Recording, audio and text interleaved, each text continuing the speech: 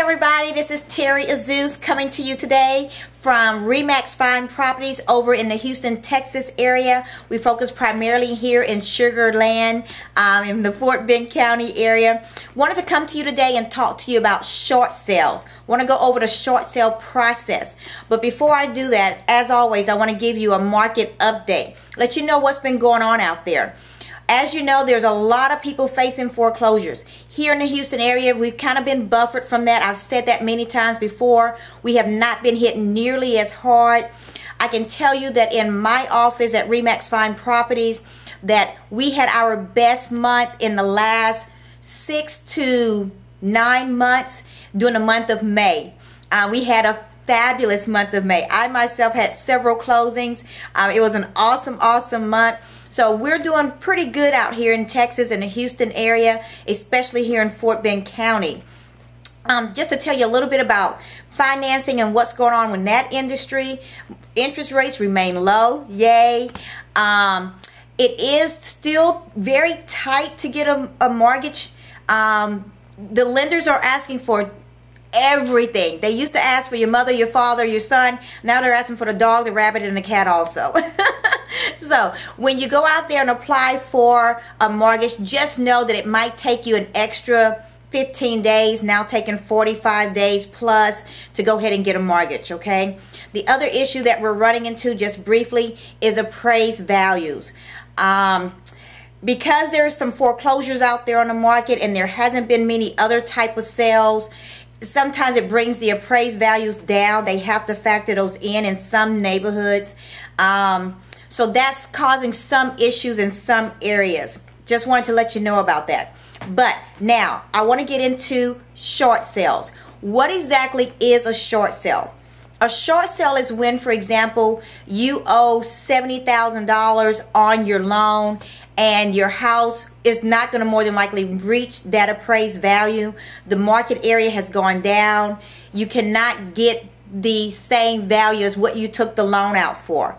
So the bank sometimes will do a short sale. In other words, they will take less than what you owe for it.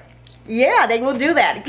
Hard to believe, but they will. And the reason they do that is because it comes out cheaper for them. Okay, let me take you through the steps. I've done several short sales. I've worked with Bank of America, Wells Fargo, Chase, Ocwen, just to name a few, and doing short sales. I can tell you that compared to a year and a half ago, short sales are a lot easier. Typically, a homeowner will call me and say, I don't know what I'm going to do. I'm facing foreclosure. I'm going to go into foreclosure in a month, 2 weeks, whatever. And I don't know what I'm going to do anymore. I've tried to do loan modifications. I'm pulling my hair out. Please, somebody help me. And so I will go out and I will sit with them and go over what the different options are. And sometimes these are homeowners that are a year behind, 2 years behind on their mortgages. Hard to believe, but yes, I've worked with people who are 2 years behind in their mortgages. And so, and sometimes, you won't believe this, but the banks are begging them to do a short sale. I've actually seen the letters. It's kind of funny. But I go out at that point, weigh out the options. We decide that we need to do the short sale process. And then I start gathering all my necessary documents. During that first meeting, I will typically sit with a homeowner up to 2 hours or more. And what I am doing is I'm getting necessary documents that the bank is going to need. First of all, we're going to list the house. We're going to come up with a listing agreement, and we're going to come up with the pricing of the house. I'm going to come back to that factor. Then I'm going to get a hardship letter. I'm going to get 2-year tax statements, 2 months bank statements, 2 months check stubs, and typically that's it. Those are the major documents. When I fax a short sale package off to the bank, it is typically going to be 61 pages. I know that number very well by now. So I get all those documents. We go ahead and list the house and we put it on the market at a good price. This is what is very important. This is where a lot of people make a huge mistake. They want to think that, for example, if the house is worth $100,000, they can list it at $90,000. That's a discount of 10%, and that's going to help move that house quickly. That is a false belief. Here's the reason why. People are out there looking for a bargain. Typically, people who are purchasing short sales are investors. I myself am a realtor. I'm also an investor. I own several different rental properties, and I know how the mindset of an investor is. I know what they're looking for. So typically when I go through a house, I'm not just looking at the house, I'm looking at repair values as well. I'm looking at everything that needs to be done to bring that house back up to standards in that neighborhood, to make it a marketable home. So I am going to be thinking as an investor when I'm walking through that property. And so let's say we have a $100,000 house, and of course I've run my comps. I know what the value of that house could be. So I go ahead and see $100,000, but I see that it needs $15,000 in repairs.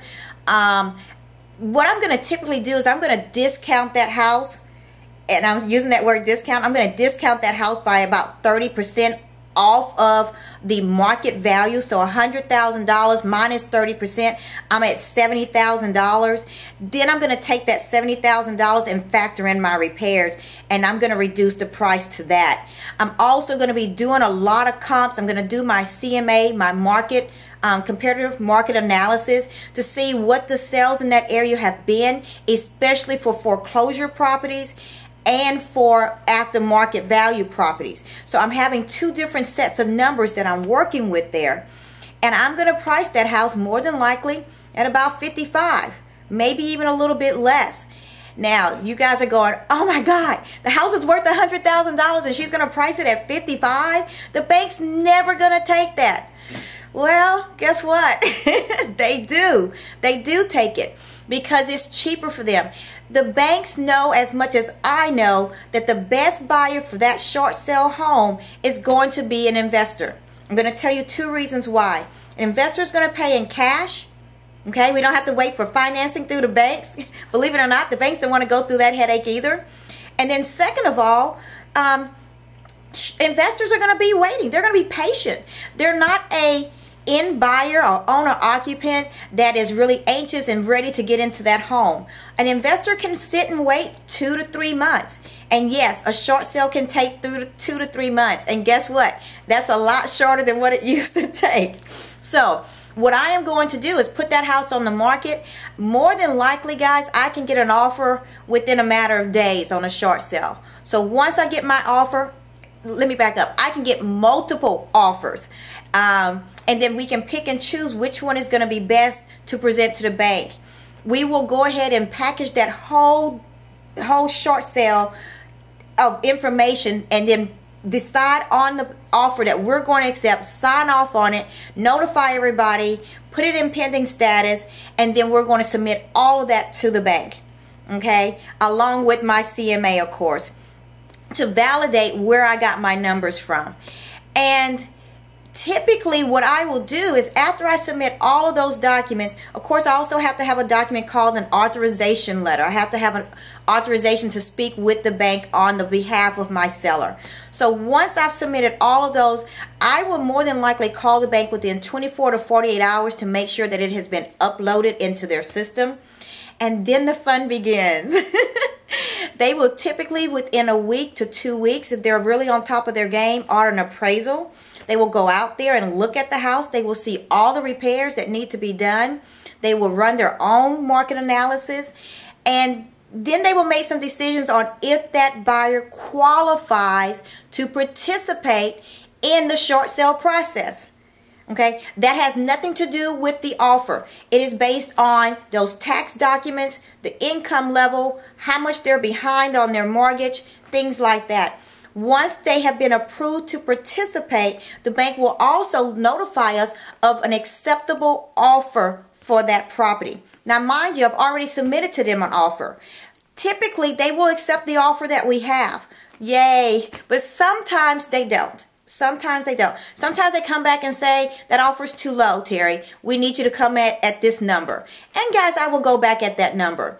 And typically it might take me a little bit longer sometimes, but it will come back and we will be able to work through that process.